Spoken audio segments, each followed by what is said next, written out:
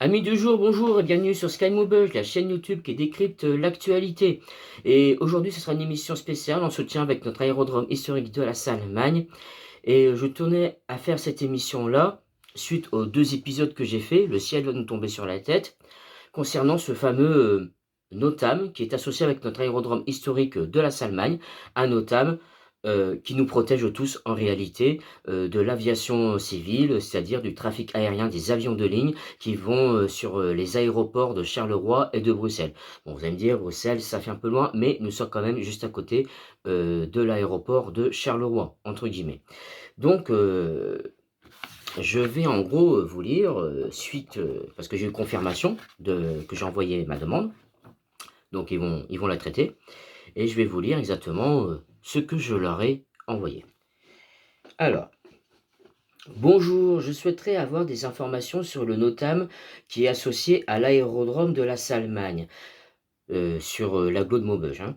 Car normalement, suite à l'activité aéronautique de notre aérodrome, tout avion de ligne ne peut voler en dessous des 4000 mètres d'altitude, mais nous, riverains, nous avons peur que si l'aérodrome de la Salmagne venait à fermer et que si nous perdons ce NOTAM, nous craignons que des avions de ligne puissent nous survoler à très basse altitude, car Maubeuge est à quelques kilomètres de l'aéroport de Charleroi.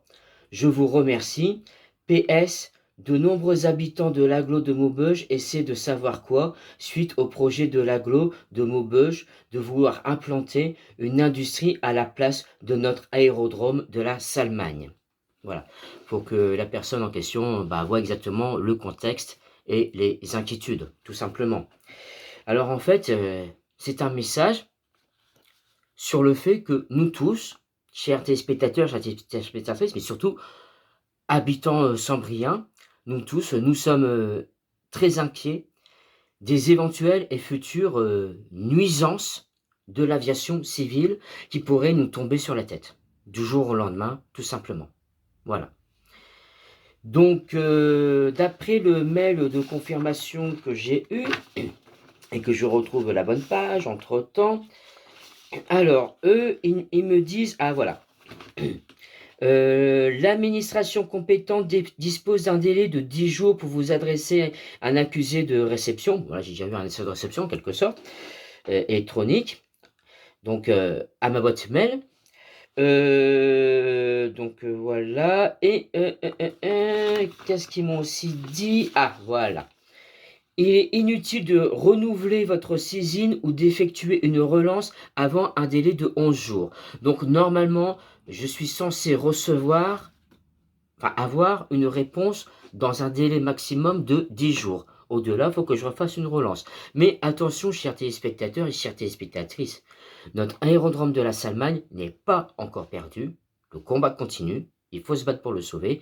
Et du fait que l'activité aéronautique existe encore, il est tout à fait possible que la DGAC ne puisse pas me répondre à cette saisine électronique. Ça, c'est possible aussi. Néanmoins, si on pouvait avoir ne serait-ce que une projection de ce que serait l'avenir, si par malheur notre aérodrome venait à tomber, ce serait bien que tout le monde puisse savoir quoi, tout simplement. Voilà. Donc, dès que j'ai une réponse de cette saisine électronique, je vous la contacterai, je la partagerai avec vous tous, voilà, je vous la communiquerai, tout simplement.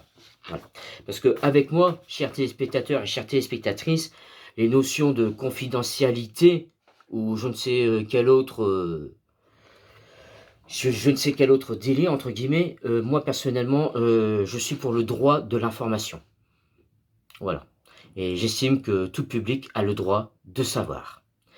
Allez, sur ce, je vous souhaite à tous et à toutes une bonne journée et je terminerai par ceci.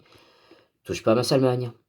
Monsieur Meurant, et je m'exprime en mon nom personnel et non pas au nom du centre de parachutisme.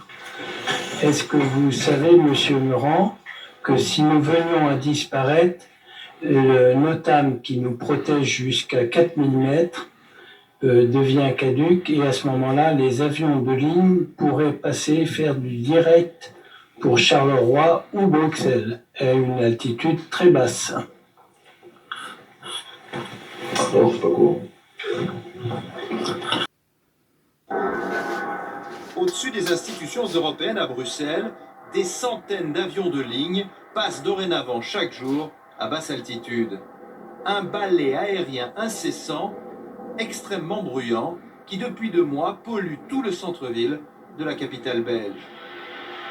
Ces gros porteurs viennent tout juste de décoller de l'aéroport international de Bruxelles, situé à 10 km de là. Auparavant, comme le montre ce relevé radar, ils évitaient l'agglomération. Mais à présent, ils la survolent entièrement.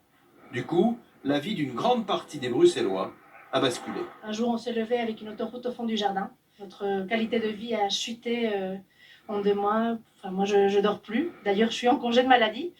Partout dans la ville, des affichettes de protestation ont fleuri. Des citoyens se sont réunis au sein d'un collectif pour dénoncer ce qui est pour eux une absurdité.